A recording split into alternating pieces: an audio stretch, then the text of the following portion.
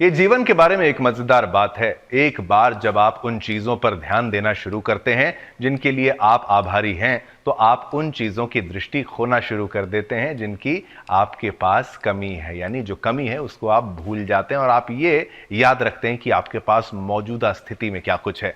नमस्कार, आप देख रहे हैं सुदर्शन न्यूज। मैं हूं आपके साथ शिवम दत्त मेहता। 9 बजने वाले हैं और समय हो चुका है आपके पसंदीदा सुपर प्राइम टाइम शो का, यानी कि जनमत का। एकमात्र ऐसा शो जहां आप हर खबर पर पोल के माध्यम से भाग लेते हैं। सोशल मीडिया प्लेटफॉर्म एक्स पर जाकर वहां आप वोट करते हैं, तो नतीजे हम आपको दिखाते हैं जनमत में। और जनमत में आज भी बेहद खास मुद्दे आपके लिए लेकर आए। कुछ ही पलों में आपके टेलीविजन स्क्रीन पर वो मुद्दे भी फ्लोर ग्राफिक्स के माध्यम से आ ही जाने चाहिए। लीजिए, आ भी गए। कौन से मुद्दे हैं? तीसरा अमृत स्नान। जी हां, ये तीसरे अमृत स्नान की जब बात की जाती है तो क्या ये आखिरी स्नान है? वहां अगर बात की जाए महाकुंभ में, जो कि पवित्र स्नानों के श्रेणी में आता है अमृत स्नान, ये है या नहीं, इस बात में कितनी सच्चाई है? और मन में अगर थोड़ी सी एक उत्सुकता है जानने के लिए विस्तार से, तो हम सब कुछ आपको बताएंगे आज जनमत में। कुंभ को तो हम हर दिन एक सेगमेंट जो है समर्पित करते हैं, ये हमारा सौभाग्य है। फिर आगे बढ़ते हैं। सरस्वती पूजा पर धमकी कहां मिली? पश्चिम बंगाल में। और सोचिए, उस कॉलेज में जहां क्या ममता बनर्जी पढ़ती थी, क्या ऐसा कुछ है? अगर आपको जानना है तो बने रहिए जनमत में। यह भी रिपोर्ट जो है बहुत स्पेशल है, बहुत इंटरेस्टिंग कहानी है, लेकिन सच्चाई का पर्दाफाश करना भी हमारी जिम्मेदारी है। और आखिर सरस्वती पूजा से चिढ़ क्यों, यह भी जानना जरूरी है। पश्चिम बंगाल में ऐसा कैसे हुआ? फिर आगे बढ़ते हैं। दिल्ली में घुसपैठ जिहाद। अब दिल्ली में देखिए, सुदर्शन न्यूज जो मुद्दा उठाता है, चाहे वो घुसपैठ की बात हो, चाहे बांग्लादेशियों की बात हो, रोहिंग्याओं की बात हो, धीरे धीरे पूरे भारत के हर नागरिक को वो बात समझ आ ही जाती है। वो समझता है कि पहले से इनको कैसे ये आभास होता है। देखिए, हमारी टीम लगातार मेहनत करते हैं और डॉक्टर सुरेश चौहान की जी तो निरंतर अपने पूरी जिंदगी आप कह सकते हैं उन्होंने इसी काम में लगाई हुई है, ताकि भारत जो है घुसपैठ मुक्त हो। महाराष्ट्र की मुहिम तो छेड़ी है, पर हमारा मकसद जो है कि भाई पूरा भारत जो है घुसपैठ मुक्त हो। लेकिन दिल्ली में क्या डेमोग्राफी चेंज हो गई है, उसके बारे में आपको जानना जरूरी है। फिर लोकसभा में वक्फ संशोधन की बात जो है उसको भी आपको बताएंगे कि भाई उसमें क्या खास है। देखिए, वक्फ का समझो एक दिन खात्मा होना चाहिए, हम तो ये मानते हैं, लेकिन सरकार धीरे धीरे से शायद फेजेस में इसको हटा दे। शुरुआत तो इसकी हो चुकी है, इसको नकेल कसने की। आइए अब पहली खबर से शुरुआत करते हैं। पश्चिम बंगाल की खबर है और मां सरस्वती जी की पूजा की खबर है। पश्चिम बंगाल के कोलकाता स्थित जोगेश चंद्र चौधरी लॉ कॉलेज में सरस्वती पूजा के आयोजन को लेकर विवाद गहरा हो गया है। आज सरस्वती पूजा है और वहां पर विवाद हो रहा है इसको लेकर कि भाई पूजा कैसे।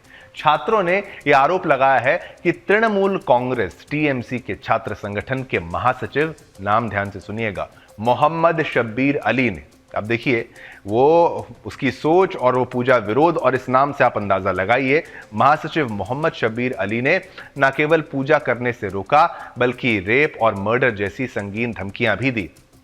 ये मामला केवल एक कॉलेज तक सीमित नहीं है, बल्कि ये बंगाल की राजनीतिक संस्कृति और हिंदू त्योहारों पर लगातार लगाए जा रहे प्रतिबंधों का प्रतीक बनता जा रहा है। पश्चिम बंगाल, जिसे कभी भारत के सांस्कृतिक राजधानी के रूप में देखा जाता था, वहां अब हिंदुओं को अपने त्योहार मनाने के लिए भी पुलिस सुरक्षा की आवश्यकता पड़ रही है। यह अत्यंत दुर्भाग्यपूर्ण है कि छात्र छात्राओं को अपने धार्मिक अनुष्ठान करने के लिए अदालत का दरवाजा खटखटाना पड़ रहा है। क्या ये इस देश में हिंदू त्योहारों के अस्तित्व पर प्रश्न चिन्ह नहीं है? धमकियां और जबरन वसूली का खेल। छात्रों का जो है आरोप है कि टीएमसी नेता कॉलेज परिसर में गुंडागर्दी करते हुए लड़कियों के हॉस्टल में जबरन घुसने की धमकी देते हैं और पूजा आयोजन पर रोक लगाने की कोशिश करते हैं। कॉलेज के प्रिंसिपल पंकज रॉय ने भी इस माहौल पर चिंता जताई। उन्होंने बताया कि पिछले साल उन्हें भी धमकियां दी गई थी और यहां तक कि वे कॉलेज में प्रवेश करने से भी डरते हैं। ये स्थिति न केवल शर्मनाक है बल्कि राज्य सरकार की नाकामी को भी दर्शाती है। कोर्ट का हस्तक्षेप और पुलिस सुरक्षा। कोलकाता हाई कोर्ट ने इस मामले पर संज्ञान लेते हुए पूजा के दौरान पुलिस सुरक्षा प्रदान करने का आदेश दिया है। कोर्ट ने कहा कि जॉइंट कमिश्नर रैंक के एक अधिकारी कॉलेज परिसर में सुरक्षा की निगरानी करेंगे और ये सुनिश्चित करेंगे कि किसी ऐसे व्यक्ति को प्रवेश ना दिया जाए जिसके खिलाफ शिकायत दर्ज हो। कॉलेज प्रशासन को पूजा का वीडियो रिकॉर्ड करने के निर्देश भी दिए गए हैं। लेकिन सवाल ये उठता है कि आखिर कब तक हिंदू त्योहारों को सुरक्षा की जरूरत पड़ेगी? जब भारत में अन्य धर्मों के धार्मिक आयोजनों को खुली छूट होती है, तो फिर हिंदुओं को ही अपने त्योहार मनाने के लिए संघर्ष क्यों करना पड़ता है। इसी पर हमारी वरिष्ठ संवाददाता और बंगाल की ब्यूरो चीफ संगीता झा की एक स्पेशल रिपोर्ट देखेंगे तो मामले को और बेहतर ढंग से समझ पाएंगे। जिस कॉलेज से खुद सीएम ममता बनर्जी पढ़ी हुई है, वहीं पर सरस्वती पूजा मनाने के लिए हाईकोर्ट को दखल देना पड़ रहा है। दरअसल छात्रों को सुरक्षा देने के लिए हाईकोर्ट ने दखल दिया और इस मामले में देखिए, आपको बता दें कि टीएमसी नेता शब्बीर अली पर रेप और मर्डर की धमकी देने के आरोप लगा रहे हैं छात्राएं। दरअसल जोगेश चंद्र कॉलेज, लॉ कॉलेज का यह मामला है, जहाँ पर सरस्वती पूजा करने से रोका गया और रेप करने की धमकी दी गई। रविवार को कॉलेज शिक्षा मंत्री ब्रत बसु भी पहुंचे हुए थे, जिस दौरान उन्हें विरोध का सामना करना पड़ा। उनसे बात करते हुए छात्राएं रो भी पड़ी। मामला हाईकोर्ट तक पहुंच गया है। दरअसल लॉ कॉलेज की छात्राओं ने यह आरोप लगाया है कि उन्हें पूर्व में छात्र और टीएमसी के छात्र परिषद के महासचिव शब्बीर अली ने यह धमकी दिया है कि सरस्वती पूजा आयोजित नहीं की जाएगी। और अगर इस तरह के आरोप भी छात्राएं लगा रहे हैं कि उन्हें जो है रेप करने के भी जो है आरोप लगा रही है कि रेप करने की भी धमकी दी गई है। यहाँ तक कि देखिए, उन्हें बलात्कार की जो धमकी दी गई है, इसके बाद ही एक छात्रा ने कलकत्ता उच्च न्यायालय में गुहार लगाई है और न्यायाधीश ने आदेश दिया है कि विद्यार्थियों को त्योहार मनाने की अनुमति दी जानी चाहिए। तो आपने हमारी वरिष्ठ संवाददाता ब्यूरो चीफ की रिपोर्ट को भी देखा ताकि आप स्थिति को वहां के लोकल एंगल से समझें। अब बंगाल की राजनीति में हिंदू त्योहारों का स्थान पिछले कुछ वर्षों से यह देखा जा रहा है कि बंगाल में हिंदू त्योहारों को लगातार राजनीतिक मुद्दा बनाया जा रहा है। दुर्गा विसर्जन, रामनवमी और अब सरस्वती पूजा पर विवाद, ये साफ संकेत देता है कि बंगाल में तुष्टीकरण की राजनीति अपने चरम पर है।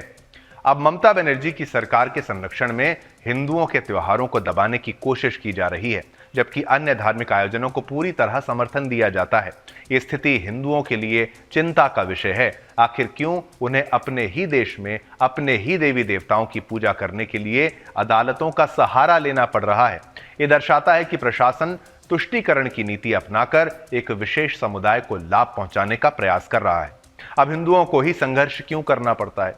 ये सवाल आज हर हिंदू के मन में उठना चाहिए कि आखिर क्यों उन्हें अपने ही देश में अपने ही धार्मिक अधिकारों के लिए संघर्ष करना पड़ रहा है। क्यों? क्या अब ये देश इतना बदल गया है कि हिंदुओं को अपने त्योहार मनाने के लिए भी पुलिस सुरक्षा लेनी पड़ेगी? ये केवल बंगाल की नहीं बल्कि पूरे देश के लिए चिंता का विषय है। हिंदुओं को अब जागरूक होने की जरूरत है और ऐसे अन्याय के खिलाफ संगठित होकर आवाज उठाने की आवश्यकता है। बंगाल में हिंदू विरोधी राजनीति कब तक चलेगी? क्या सरस्वती पूजा, मां दुर्गा की पूजा और रामनवमी पर इसी तरह प्रतिबंध लगाने के प्रयास होते रहेंगे? हिंदू समाज को इस पर मंथन करना चाहिए और अपनी धार्मिक स्वतंत्रता की रक्षा के लिए एकजुट होकर खड़ा होना चाहिए। लेकिन यहां पर एक बात मैं ये भी डालना चाहता हूं कि ममता बनर्जी की तरफ से, ममता दीदी की तरफ से ये दिखाया जाता है, प्रयास किया जाता है कि भाई दुर्गा पूजा के लिए भी फंड्स दिए जा रहे हैं और बंगाल का ये कल्चर है भी, वहां पर पूजा को धूमधाम से मनाया जाता है। लेकिन ममता दीदी को ऐसे लोगों पर भी अब नकेल कसनी चाहिए जो उनकी पार्टी की छवि को तो खराब कर ही रहे हैं और साथ ही साथ हिंदुओं के लिए एक सर का दर्द बन चुके हैं। और ऐसे जिहादी तत्वों से ममता दीदी को अब निपटना अति आवश्यक है अगर वो चाहती हैं कि भाई हिंदुओं को भी उन पर भरोसा रहे। चलिए, खबर एज इट इज हमने आपको बताई, इसमें कोई मिर्च मसाला नहीं, जो घटा उसको बताया। अब इस खबर पर क्योंकि पोल के माध्यम से प्रश्न पूछना है आपसे, वो भी पूछ लेते हैं। हिंदू विरोधी है क्या ममता सरकार? ये हम नहीं कह रहे, हमने केवल प्रश्न पूछा। 97% लोगों ने कहा हां, 3% लोगों ने कहा ना। वसंत पंचमी पर महाकुंभ के तीसरे और अंतिम अमृत स्नान का दिन है। अब इसको ध्यान से सुनिएगा, इसमें क्या पेंच है, जिसमें हाथों में तलवार, गदा, डमरू और शंख, शरीर पर भभूत, आंखों पर काला चश्मा, घोड़े और रथ की सवारी, हर हर महादेव का जय घोष करते हुए साधु संत स्नान करने के लिए संगम पहुंचे। सबसे पहले पंचायती निरंजनी अखाड़े के संत संगम पहुंचे, फिर सबसे बड़े यानी जूना अखाड़े के साथ किन्नर अखाड़े ने अमृत स्नान किया। संतों का आशीर्वाद लेने के लिए लाखों श्रद्धालु संगम पर हैं। लोग नागा साधुओं की चरण रज माथे पर लगा रहे हैं। 30 से ज्यादा देशों के लोग भी अमृत स्नान देखने के लिए संगम पहुंचे हैं। हेलीकॉप्टर से संगम पर 20 क्विंटल फूल बरसाए गए हैं। संगम जाने वाले सभी रास्तों पर 10 किलोमीटर तक श्रद्धालुओं का रेला है।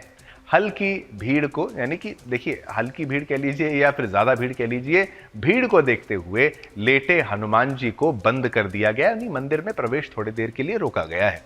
मेला क्षेत्र के सभी रास्ते वन वे हैं, जा सकते हैं, आ वापस सेम रूट से नहीं सकते।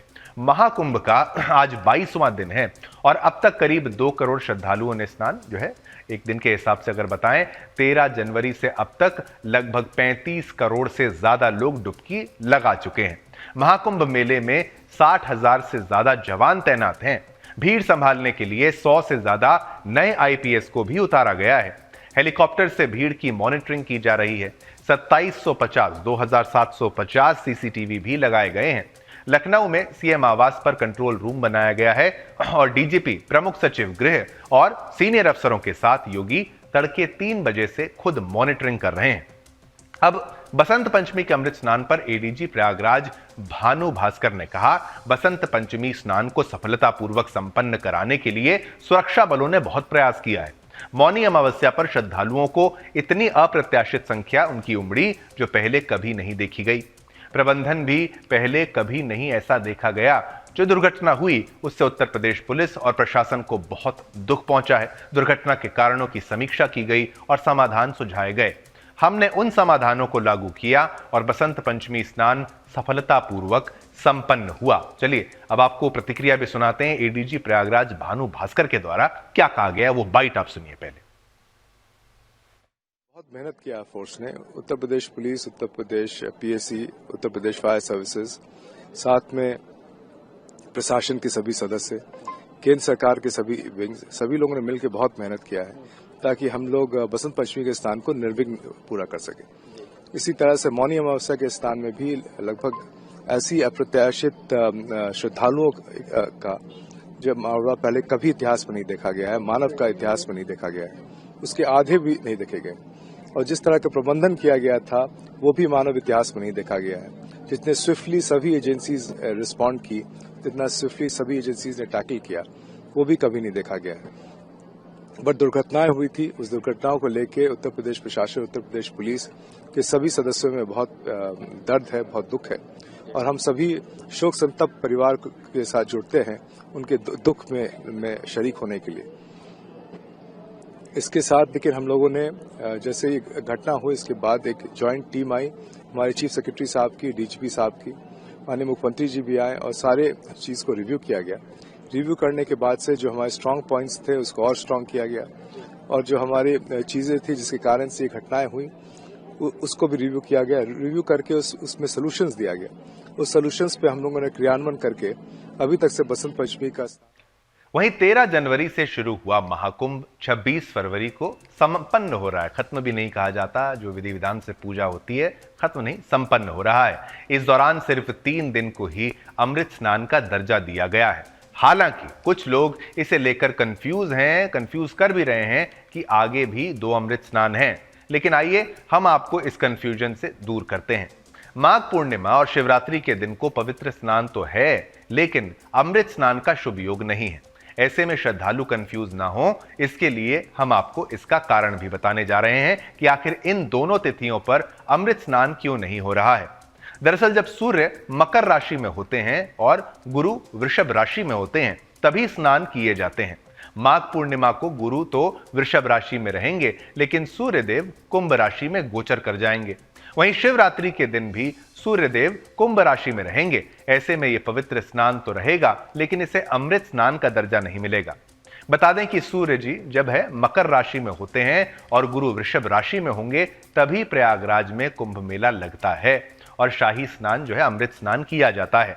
लेकिन अब आगे आने वाले स्नान पवित्र स्नान है, लेकिन ये महाकुंभ का अंतिम अमृत स्नान था। अमृत स्नान अंतिम था, लेकिन अभी भी अच्छा मुहूर्त चल ही रहा है, स्नान किया जा सकता है। ऐसे में नागा संत आज बसंत पंचमी के अमृत स्नान के बाद अपने अपने धाम को लौटने लग जाएंगे। उनको अब घर जाना है, अपने धाम जाना है, कहने का मतलब यहां सिर्फ कल्पवासी संत ही संगम तट पर आपको अब दिखेंगे। एक महत्वपूर्ण बात आपको बता दूं कि आपने सुना होगा कि भाई लोग जो हैं जब संत चलते हैं तो उनकी चरण धूलि उनकी चरण धूलि जो है उनको एक तरीके से अपने माथे पर लगाते हैं। जब संत चलते हैं ना तो वो दृश्य आपको भाव विभोर तो कर ही देगा, भक्ति से भरी देगा, एक दिव्य दृश्य तो वो है ही। लेकिन जो संतों के चरणों की धूलि को लोग अपने मस्तक पर इस प्रकार लगाते हैं, इसके पीछे का तर्क ये है, कहा जाता है कि स्वयं देवी देवता धरती पर आते हैं इस समय, कुंभ के समय वो भी स्नान करने आते हैं। और हो ना हो वो किसी कह लीजिए शंकराचार्य के भेष में हो सकते हैं, किसी अखाड़े के किसी संत के भेष में हो सकते हैं, और वो भी उन्हीं के साथ वो स्नान करते हुए करने के लिए उसी मार्ग से चल के जाते हैं। तो कहा जाता है कि उस चरण धूलि को जब लोग उठा के अपने मस्तक पर लगाते हैं तो ये सोच कर लगाते हैं कहीं यहाँ पर प्रभु कोई देवी देव जो हैं वो भी चल के आए होंगे और शायद उनकी चरण धूलि को अपने मस्तक में लगाने का सौभाग्य भी प्राप्त होगा। तो ये अद्भुत सनातन धर्म है कि भाई इसमें कितना बताया जाए उतना कम है। बच्चों को भी ज्ञान सनातन का देते रहिए, अगली पीढ़ी को भी सचेत रखिए। महाकुंभ के बारे में हम तो अपनी जिम्मेदारी निभाएंगे, रोज कुछ नया बताएंगे।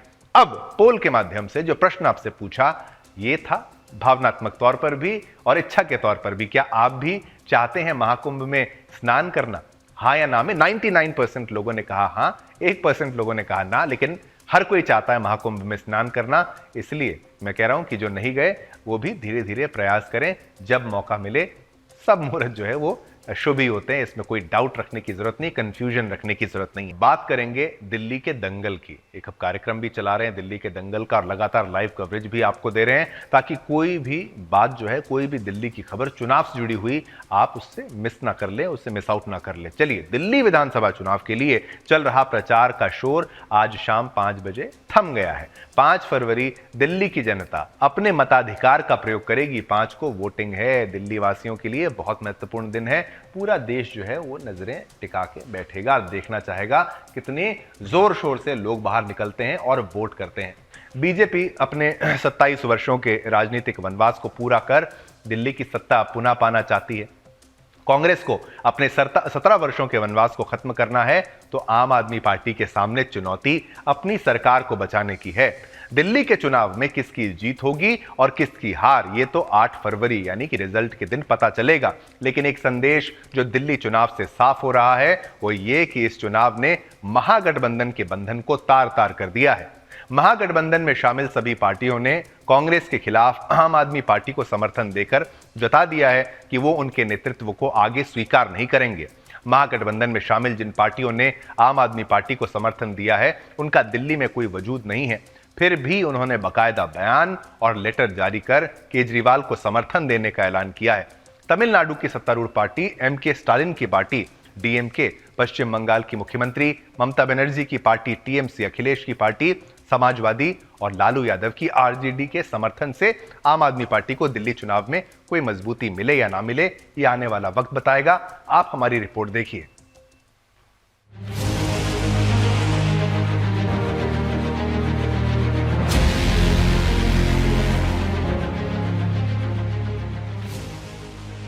दिल्ली के दंगल के लिए चुनाव प्रचार थम गया है। इस दंगल ने विपक्षी गठबंधन की कलाई खोल कर रख दी है।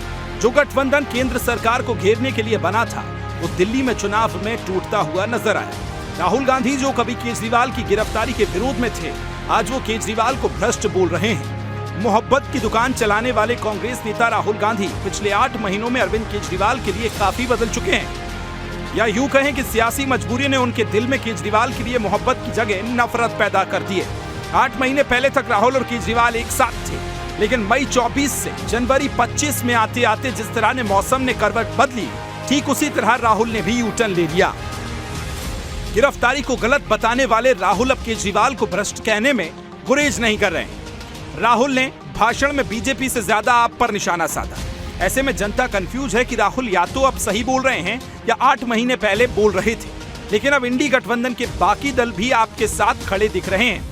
इसका एक प्रमुख कारण कांग्रेस का मुस्लिम वोट बैंक भी बताया जा रहा है। कांग्रेस शुरू से ही मुस्लिमों के प्रति सॉफ्ट कॉर्नर लेती आई है, लेकिन बावजूद इसके दिल्ली में 2015 से 2020 में अपना खाता भी दोनों बार नहीं खोल सकी। केजरीवाल भी 4.5 महीने से लगातार दिल्ली के अलग अलग इलाकों में जमकर आम आदमी पार्टी के पक्ष में सियासी माहौल बनाने की कवायद कर रहे हैं, लेकिन मुस्लिम बाहुल्य इलाके से दूरी बनाई हुई है। दिल्ली की किसी मुस्लिम सीट पर केजरीवाल चुनाव प्रचार के लिए नहीं उतरे, जहां से आम आदमी पार्टी के मुस्लिम कैंडिडेट किस्मत आजमा रहे हैं। दिल्ली में करीब 13% मुस्लिम मतदाता हैं। दिल्ली की कुल 70 में से 8 विधानसभा सीटें मुस्लिम बाहुल्य मानी जाती हैं। इन सीटों पर 45 से 60% मुस्लिम वोटर हैं। तीनों सीटों पर आम आदमी पार्टी की कांग्रेस से सीधी टक्कर मानी जा रही है, तो मुस्तफाबाद और ओखला की सीट पर AIMIM के चलते त्रिकोणीय मुकाबला बन गया है। अब देखना यह दिलचस्प होगा कि दिल्ली विधानसभा चुनाव के बाद क्या इंडी गठबंधन बिखर जाएगा। अब बात करेंगे एक ऐसी रिपोर्ट की जिसने राजधानी दिल्ली में विधानसभा चुनाव से पहले एक बड़ा खुलासा किया है, जिसमें दिल्ली में अवैध प्रवासियों को लेकर कई चौंकाने वाले दावे किए गए हैं। दिल्ली विधानसभा चुनावों से पहले जवाहरलाल नेहरू यूनिवर्सिटी JNU की एक रिपोर्ट सामने आई है, जिसमें बताया गया है कि दिल्ली में बांग्लादेश और म्यांमार से आए अवैध प्रवासियों के कारण न केवल मुस्लिम आबादी में उल्लेखनीय वृद्धि हुई है, बल्कि राजधानी की जनसांख्यिकी में भी बदलाव यहां पर जो है वो आया है। यानी डेमोग्राफी चेंज जिसको कहते हैं कि पॉपुलेशन का जो एक स्थिरता होती है उसको चेंज कर दिया अचानक से, नेचुरल नहीं होता, ये बाहर से होता है। इस बढ़ती जनसंख्या ने अर्थव्यवस्था पर भी असर डाला है। आपको बता दें कि इस 114 पन्नों की रिपोर्ट का शीर्षक ही यह है कि दिल्ली में अवैध प्रवासी, सामाजिक, आर्थिक और राजनीतिक परिणामों का विश्लेषण। दिल्ली की हालात को बयां करने वाले इस अध्ययन में बताया गया है कि कैसे चुनाव के समय राजनीतिक पार्टियां वोट पाने के लिए इन लोगों का नाम रजिस्टर करवाती हैं, जिससे राजधानी की धार्मिक संरचना में परिवर्तन आया है। रिपोर्ट में बताया गया है कि बांग्लादेश से आए घुसपैठियों के कारण मुस्लिम आबादी में उल्लेखनीय वृद्धि हुई है। ये लोग आते हैं और दिल्ली के सीलमपुर, जामिया नगर, जाकिर नगर, सुल्तानपुरी, मुस्तफाबाद, जाफराबाद, द्वारका, गोविंदपुरी और ऐसे इलाकों में बस जाते हैं। इससे न केवल राजधानी में भीड़ भाड़ बढ़ी है, बल्कि शहर के संसाधन जैसे स्वास्थ्य, सेवा और शिक्षा पर भी दबाव बढ़ा है। अब आपको बताते हैं कि कैसे ये अवैध प्रवासी जो हैं फर्जी दस्तावेज बनवाकर ले रहे हैं श्रमिकों की नौकरियां। इनके यहां रहने की व्यवस्था करवाने में पूरा नेटवर्क चलता है, जिसमें दलाल से लेकर मजहब का प्रचार प्रसार करने वाले लोग भी शामिल हैं। इनकी मदद से घुसपैठिए फर्जी दस्तावेज बनवाने में कामयाब हो जाते हैं और जगह जगह अपने रोजगार जो है वो करने लगते हैं, काम पकड़ लेते हैं। वहीं रहने के लिए इनकी अनाधिकृत बस्तियों की संख्या बढ़ती जाती है और राजधानी के बुनियादी ढांचे पर यह असर दिखने लगता है। ये अवैध प्रवासी कम वेतन वाली नौकरियों में स्थानीय श्रमिकों की जो है जगह ले लेते हैं, जिससे सामाजिक और आर्थिक संरचना पर प्रभाव पड़ रहा है आज की डेट में। वहीं जनसंख्या की दृष्टि से अगर बात करें तो स्टडी में साफ तौर पर यह कहा गया है कि राजधानी में मुस्लिम आबादी की वृद्धि हुई है और धार्मिक संरचना में भी बदलाव आया है। उधर दिल्ली सरकार जो रोहिंग्याओं को सब्सिडी देने का काम करती है, उसे लेकर भी रिपोर्ट में चिंता जाहिर की गई है। क्या कहा गया है, ऐसे संसाधन उपलब्ध कराने से दिल्ली में और अधिक अवैध प्रवेश जो है प्रवासियों के आने की कोशिश करेंगे। ऐसे दिल्ली की समस्या घटने की जगह और बढ़ जाएगी। इस गंभीर रिपोर्ट ने दिल्ली की वर्तमान स्थिति और भविष्य के संभावित संकट हैं उसकी ओर इशारा किया है, जहां एक ओर ये अवैध प्रवासियों के बढ़ते दबाव और उनके कारण उत्पन्न हो रही सामाजिक आर्थिक समस्याओं को उजागर करती है, वहीं यह भी सवाल खड़ा करती है कि क्या हमारे संसाधन और नीतियां इस समस्या का सही समाधान प्रदान करने में सक्षम हैं या नहीं। अब आपको बता दें कि सुदर्शन न्यूज लगातार ये मुहिम उठाता रहा है कि भाई डॉक्टर सुरेश चौहान के जी हमारे प्रधान संपादक जो हैं ये मुहिम उठाते रहे कि देश को घुसपैठ मुक्त किया जाए, जिसके चलते जगह जगह आज ये असर देखने को मिल रहा है कि ऐसी रिपोर्ट्स कम से कम सामने तो आ रही हैं। संपित पात्रा ने आपको सुना देते हैं इस मामले में क्या कुछ कहा है, वो सुनिए, उसके बाद आपको पोल भी बताएंगे। वैसे मैं हमला तो बिल्कुल ही नहीं करता हूं, मैं एकदम हिंसा में विश्वास नहीं करता हूं, सच्चाई जरूर दिखाने का प्रयत्न करता हूं। तो आज सच्चाई ही दिखाया था और अब दूसरी सच्चाई की बारी है।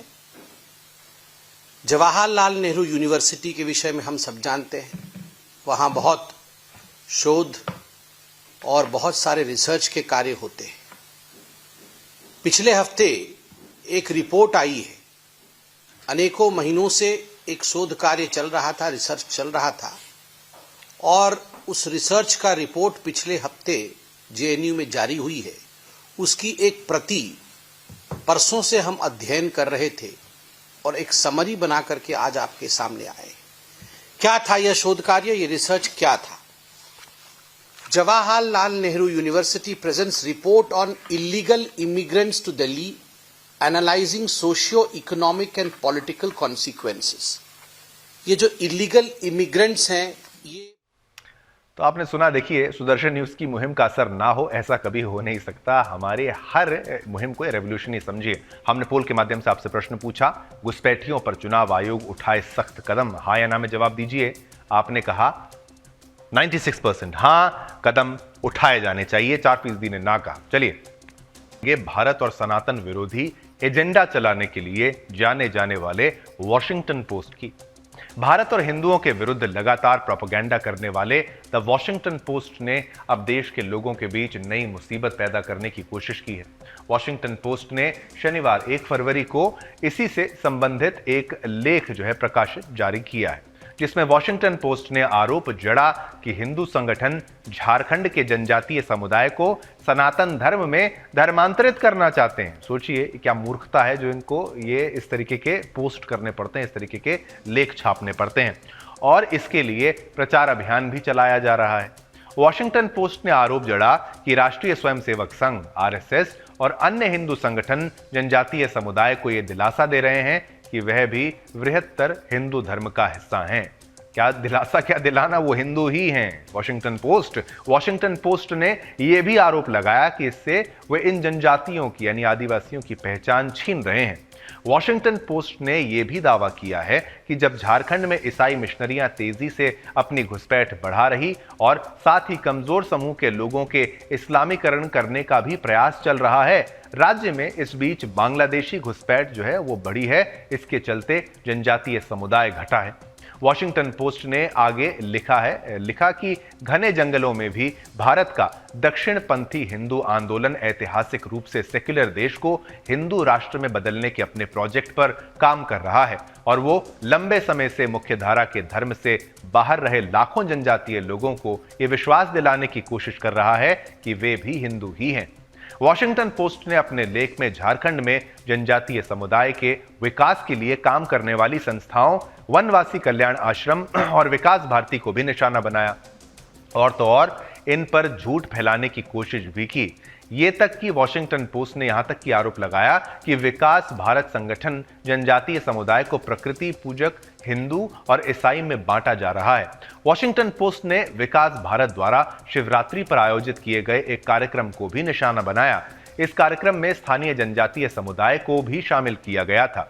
वॉशिंगटन पोस्ट ने दावा किया कि यह कार्यक्रम प्रकृति पूजकों को हिंदू धर्म में लाने का एक प्रयास था। अब सवाल ये खड़ा हो जाता है कि आखिर वॉशिंगटन पोस्ट कहना क्या चाहता है कि जो लोग पहले से हिंदू हैं उन्हें यहां हिंदू बनाया जा रहा है। जी हां, हिंदुस्तान के जनजातीय समुदाय कोई और नहीं बल्कि वो हिंदू ही हैं, ये बात क्लियर होनी चाहिए सभी को। लेकिन वॉशिंगटन पोस्ट अपने सनातन विरोध के अंधेपन में इस चीज को भूल चुका है। वॉशिंगटन पोस्ट की तरफ से ये कोई ऐसा पहला सनातन विरोधी पोस्ट नहीं है। इससे पहले भी ना जाने कितनी बार ऐसा वो कर चुका है। आप इसे डीप स्टेट भी कह सकते हैं, उससे भी जोड़ सकते हैं। जैसे डीप स्टेट आर्थिक स्तर पर भारत को कमजोर करने के लिए अलग अलग फर्जी रिपोर्ट्स पेश करता है, ठीक वैसे ही हिंदुस्तान के लिए सोचिए, हिंदुस्तान के सनातन को कमजोर और उस पर प्रहार करने के लिए उसके खिलाफ वॉशिंगटन पोस्ट भी ऐसा ही करता है। लेकिन सुदर्शन न्यूज इन सब सनातन विरोधियों और हिंदुस्तान विरोधियों के खिलाफ आवाज उठाकर सच्चाई को सामने लाता आ रहा था, लाता आ रहा है और आगे भी लाता रहेगा। देखिए, इस तरीके के कितने भी लोग क्यों ना आ जाए, हम अपनी मुहिम को आगे चलाते आए हैं, चलाते रहेंगे और आपको सचेत करते आए हैं, आगे भी करते रहेंगे। अब आगे बढ़ते हैं, अगले मुद्दे का भी रुख करेंगे। यह मुद्दा भी अहम है। उत्तराखंड में समान नागरिक संहिता यानी यूसीसी लागू होने के बाद किसी से भी निकाह या शादी कर लेना आसान नहीं होगा। ये अब यूसीसी अधिनियम में 74 ऐसे रिश्तों का उल्लेख हो गया है जिनके साथ ना निकाह हो सकता है और ना ही उनके साथ लिव इन रिलेशन में रहा जा सकता है। अगर ऐसा करते हैं तो इस बारे में मौलानाओं को, पुजारियों को बताना होगा।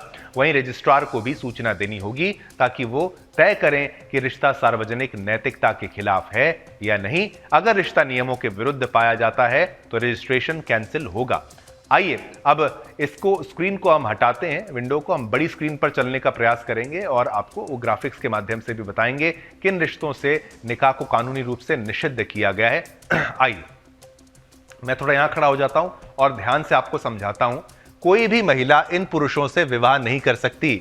भाई, भतीजा, चाचा, ताऊ, फुफेरा भाई, मौसेरा भाई, ममेरा भाई, नातिन का दामाद, पिता, सौतेला पिता, दादा, सौतेला दादा, इन लोगों से विवाह नहीं किया जा सकता महिलाओं के द्वारा। अब चलिए और क्या है, आगे भी आपको हम दिखाते हैं, आगे आपके लिए और क्या है वो उसको भी बताते हैं। कोई भी महिला इन पुरुषों से विवाह नहीं कर सकेंगी। उसमें कौन कौन से नाम ऐड हो गए हैं मैं यहां इस कैमरे पे आपको बताऊं। परदादा, परनाना, सौतेला परदादा यानी माता का सौतेला परनाना, ये भी इंक्लूडेड है। परनाना पिता का नाना, माता की दादा, दादा कह लीजिए, माता का सौतेला दादा, नाना बेटा, सौतेला नाना दामाद। तो इतना डिटेल में यहां पर रिश्तों को समझाया गया। और भी अगर कुछ है तो वो भी फटाफट। कोई भी पुरुष इन महिलाओं से विवाह नहीं कर सकेगा। बहन से नहीं कर सकते, भांजी से नहीं कर सकते, भतीजी से नहीं कर सकते, मौसी से नहीं कर सकते, चचेरी बहन से नहीं कर सकते, फुफेरी बहन से शादी नहीं कर सकते। और किससे नहीं कर सकते? मौसेरी बहन, ममेरी बहन, मां से शादी नहीं कर सकते, सौतेली मां से शादी नहीं कर सकते, नानी से शादी नहीं कर सकते, सौतेली नानी से शादी नहीं कर सकते। ठीक है, अब ये है। और भी अगर कुछ हो तो वो भी मैं दिखाने का प्रयास मैं करूं फटाफट से। ये लीजिए, परनानी से ब्याह निकाह शादी नहीं कर सकते, सौतेली परनानी से नहीं कर सकते, माता की दादी से नहीं कर सकते, माता की दादी से नहीं कर सकते, और दादी सौतेली दादी बिल्कुल नहीं कर सकते। अब ये कानून है। पिता की नानी, पिता की सौतेली नानी, पिता की परनानी, पिता की सौतेली परनानी, परदादी, सौतेली परदादी। तो पुरुषों को भी अब ये नियम जो है वो फॉलो करना पड़ेगा। मैं इस कैमरे पर आता हूं और मैं जिस तरीके से कह रहा था कि ये बदलाव है, इन सभी रिश्तों के लिए ये विवाह को यूसीसी के अंतर्गत वैध रिश्ते नहीं माना जाएगा। अब हिंदू विवाह अधिनियम के तहत ये बंदिशें पहले से देश की बहुसंख्यक आबादी पर लागू थीं। अब ये उत्तराखंड यानी उत्तराखंड के पूरी जनता जो है उन पर ये हर समुदाय पर लागू होगी। बता दें कि उत्तराखंड में लिव इन रिलेशनशिप्स को एक ऐसे संबंध के रूप में परिभाषित किया गया है जिसमें एक पुरुष और एक महिला एक साझा घर में रहते हैं, जो कि विवाह के समान होता है। इस संबंध को कानूनी मान्यता देने के लिए कुछ विशेष नियम बनाए गए हैं, जैसे लिव इन रिलेशनशिप का रजिस्ट्रेशन कराना होगा और 1 महीने के भीतर रजिस्ट्रेशन कराना होगा। इसके लिए लोगों को 16 पन्नों का फॉर्म भरना होगा। अगर जोड़ा चाहे तो अपने समुदाय के प्रमुखों से प्रमाण पत्र जारी करवाकर उसे रजिस्ट्रेशन के लिए इस्तेमाल कर सकता है। लिव इन पंजीकरण के दौरान आवेदकों से पूछा जाता है कि क्या वे ऐसे रिश्तों की श्रेणी में आते हैं जिसमें संबंध निषिद्ध हैं। यदि वे आते हैं तो उनसे पूछा जाता है कि क्या उनके रीति रिवाज जोड़े के बीच ऐसे विवाह की अनुमति देते हैं। फिर उन्हें समुदाय के प्रमुखों द्वारा एक प्रमाण पत्र जारी किया जाता है। इसी के बाद अगले चरण में रजिस्ट्रार को यह प्रमाण पत्र की संक्षिप्त जांच करनी होती है और आगे फैसले जो हैं वो लिए जाते हैं। आइए अब आपको बड़ी स्क्रीन पर देखिए, ये तो मैंने आपको बताया कि भाई स्क्रीन के माध्यम से कि भाई कौन से रिश्ते जो हैं वो वर्जित हैं। 74 जो रिश्ते हैं, 74 रिश्ते हैं जो वो प्रतिबंधित है। चलिए वापस आते हैं इसमें। बड़ी स्क्रीन वाले जो मुद्दे थे हमने आपको वो बता दिए। और आप ये सोचिए कि भाई अब ये इतना डिटेल में जो है, इतना डिटेल में आपको हमने बताया और ये कानून में आना पड़ा। ये बहुत ही एक तरीके से डिटेल में लाने तक की ही लड़ाई थी जिसको यूसीसी कहा जाता है। चलिए ये खबर भी हमने आपको बताई। अब आगे बढ़ते हैं। अगला मुद्दा भी जो है ये बाकी चैनल्स पर शायद आपको ना मिले, पर हम आपके लिए जो महत्वपूर्ण है ऐसी कोई खबर को छोड़ते नहीं है। अतुल सुभाष जैसा ही मुद्दा आप समझ लीजिए। बेंगलुरु में पत्नी से पीड़ित इंजीनियर अतुल सुभाष की आत्महत्या का मामला राज्यसभा पहुंच गया है। सोमवार को भाजपा सांसद दिनेश शर्मा ने पुरुष आत्महत्या से जुड़ा मामला उठाया। उत्तर प्रदेश के उप मुख्यमंत्री रहे सांसद शर्मा ने कहा, मैं एक ऐसे मुद्दे पर बोलने के लिए खड़ा हूं जो हमारे संविधान द्वारा दिए गए समानता के वादे के मूल में है। पुरुषों और महिलाओं दोनों के लिए संतुलित कानून सुरक्षा की जरूरत है, यानी सेम जो लॉ होना चाहिए पुरुषों के लिए, महिलाओं के लिए, दोनों के लिए एक। शर्मा ने आगे कहा, राष्ट्रीय अपराध रिकॉर्ड ब्यूरो एनसीआरबी के अनुसार वर्ष 2022 में भारत में आत्महत्या करने वालों में 72% 72% पुरुष थे, जिसमें 1,25,000 से अधिक पुरुषों ने अपनी जान दी, आत्महत्या की, जबकि महिलाओं की संख्या लगभग 47,000 थी। वर्ष 2014 से 2021 के बीच पुरुषों और महिलाओं की आत्महत्या के अनुपात में काफी वृद्धि हुई है और इस दौरान 107.5% अधिक पुरुषों ने पारिवारिक समस्याओं को लिए उनके चलते आत्महत्या करी है, उसका कारण वो बनी है। शर्मा ने कहा, हमारे कानून ने महिलाओं को घरेलू हिंसा और शोषण से बचाने में प्रगति की, लेकिन ऐसी चुनौतियों का सामना कर रहे पुरुषों के लिए सुरक्षा का अभाव चिंता का विषय है। हाल ही में अतुल सुभाष मामले में इस समस्या को उजागर किया। घटना बताती है कि झूठे आरोप झेल रहे पुरुषों के लिए पर्याप्त कानूनी और भावनात्मक समर्थन नहीं है। मेरी मांग है कि पुरुष महिलाओं के लिए समान कानून बने और झूठे आरोप लगाने वालों पर कार्रवाई हो। तो दिनेश शर्मा जी द्वारा ये बात कही गई, लेकिन ये मुद्दा बहुत अहम है। ये किसी के साथ भी नहीं होना चाहिए। पुरुष हो महिला हो, दोनों को समान अधिकार जो है वो दिए जाने चाहिए। चलिए अब आगे बढ़ेंगे, अगले मुद्दे का भी रुख करेंगे। अब बात करते हैं डोनाल्ड ट्रंप की। अमेरिकी राष्ट्रपति डोनाल्ड ट्रंप ने 1 फरवरी को कनाडा और मेक्सिको पर 25% और चीन पर एक्स्ट्रा 10% टैरिफ का ऐलान किया। टैरिफ क्या, यानी टैक्स लगाया कि भाई अगर आप व्यापार करेंगे या करेंगे तो आप पर जो है टैक्स लगेगा, टैरिफ लगेगा। उन्होंने इस दौरान भारत का नाम नहीं लिया। ये भारत की बढ़ती साख का जो है नमूना है, एक उदाहरण है। इससे पहले उन्होंने बीते मंगलवार को फ्लोरिडा में एक कार्यक्रम में भारत, चीन और ब्राजील जैसे देशों पर हाई टैरिफ लगाने की धमकी दी थी। बता दें कि ट्रंप ने कई बार ब्रिक्स नेशन, जिसमें Brazil, Russia, India, China, south Africa आते हैं, ब्रिक्स कहते हैं जिसको शॉर्ट फॉर्म में, ब्रिक्स देशों पर 100% टैरिफ लगाने की धमकी दी। देखिए, भारत, ब्राजील और चीन तीनों ब्रिक्स का हिस्सा हैं। इसके अलावा ट्रंप भारत की तरफ से अमेरिकी प्रोडक्ट्स पर बहुत ज्यादा टैरिफ लगाने की शिकायत कर चुके हैं। ऐसे में भारत पर भी टैरिफ का खतरा बना हुआ था। एक मीडिया रिपोर्ट के अनुसार अमेरिका को सबसे ज्यादा व्यापार घाटे का सामना चीन, मेक्सिको और कनाडा से करना पड़ता है। अमेरिका को चीन से 30.2%, मेक्सिको से 19% और कनाडा से 14% व्यापार घाटा होता है। ये तीनों देश अमेरिका के लगभग $670 अरब व्यापार घाटे के लिए जिम्मेदार हैं। 2023 में अमेरिका को चीन से $317 अरब, मेक्सिको से $200 अरब और कनाडा से $153 अरब का व्यापार घाटा हुआ है। डोनाल्ड ट्रंप ने कनाडा और मेक्सिको पर 25% टैरिफ लगाने के फैसले के बाद अमेरिका का पड़ोसियों के साथ टकराव शुरू हो गया। कनाडा के प्रधानमंत्री जस्टिन ट्रूडो ने भी $106 अरब के अमेरिकी आयात पर 25% टैरिफ जो है लगाने का ऐलान किया है। अब साथ ही साथ चलते चलते इसी स्क्रीन पर आपको ग्राफिक्स के माध्यम से मैं विस्तार से समझाता हूं क्या है टैरिफ, वो जान लीजिए। टैरिफ एक बॉर्डर शुल्क या टैक्स है, जैसे कि मैंने आपको सरल भाषा में जो है कि भाई टैक्स है, सिंपल ये आप टैक्स ही समझिए, इसको कंफ्यूज नहीं होना है। विदेश से आने वाले सामानों पर लगाया जाता है टैरिफ को। इससे क्या होता है ये भी आपको अगली स्लाइड में पता लगेगा। इससे घरेलू मार्केट में विदेशी सामान महंगे हो जाते हैं। तो बाहर से सामान आएगा, टैरिफ लगेगा, वो महंगा हो जाएगा। जैसे महंगी गाड़ियां इतनी महंगी होती नहीं, लेकिन उस पर लगता है टैरिफ। टैरिफ से सरकार की इनकम भी बढ़ती है, सरकार को ही तो जाता है सारा टैक्स। इसका उद्देश्य घरेलू प्रोडक्शन को बढ़ावा देना है, ताकि भारत का जो सामान है, देश का जो सामान है, देश का ही सामान ज्यादा बिके पहले। दूसरा उद्देश्य देशी उद्योगों की रक्षा करना है। यह भारतीय व्यापारी, कह लीजिए अमेरिकी व्यापारी, जिस देश में लगाया जाता है उसकी सुरक्षा के लिए है।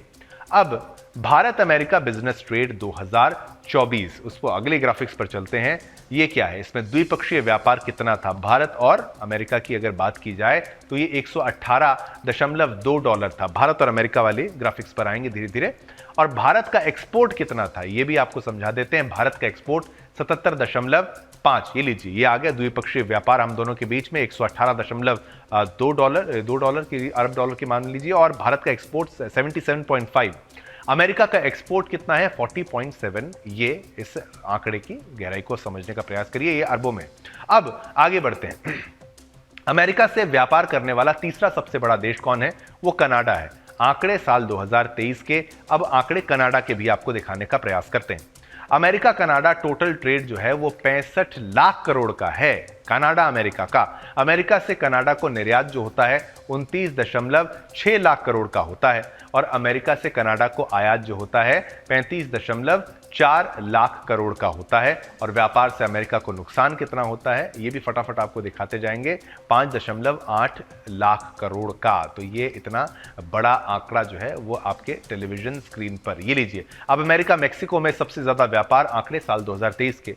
अमेरिका मेक्सिको टोटल ट्रेड जो है वो 62.2 लाख करोड़ है। अमेरिका से मेक्सिको को निर्यात 27.2 लाख करोड़ है। अमेरिका से मेक्सिको को आयात है 40 लाख करोड़। व्यापार से अमेरिका को नुकसान है 12.8 लाख करोड़। तो ये हल्के घाटे नहीं झेल रहा है अमेरिका। और अपने देश के लिए अगर ट्रंप कुछ कर रहे हैं तो ये राष्ट्रवादी सोच है ट्रंप की और इसका स्वागत किया जाना चाहिए। अपने देश का हित वो चाहते हैं, इसमें कोई भी गलत नहीं है, कोई भी कुछ भी आप उसमें कह सकते हैं कि भाई गलत नहीं है, और चीन के लिए ये बहुत बड़ा सदमा हो सकता है। अब आगे बढ़ेंगे, थोड़ा सा और भी आपको बताने का प्रयास करेंगे, लेकिन समय इतनी ही अनुमति देता है आपके साथ संवाद करने की। लेकिन कल फिर आएंगे और ऐसे मुद्दों को, इनसे बेहतर और बड़े मुद्दों को आपके समक्ष लेके आएंगे। #JNMAT करके आप हमारे सोशल मीडिया प्लेटफॉर्म्स पर पहुंचिए, ट्विटर पर आइए, सोशल मीडिया प्लेटफॉर्म X जिसे कहते हैं, वोट करिए, और रोजाना रात को 9 बजे और रात को 12 बजे भी याद रखिएगा, रिपीट टेलीकास्ट देखना ना भूलें अपने परिवार के साथ जनमत में। आगे दीजिए मुझे, शुभम दत्त मेहता को, मेरी और मेरी पूरी टीम की तरफ से आप सभी को जय हिंद, जय भारत, जय हिंदुस्तान।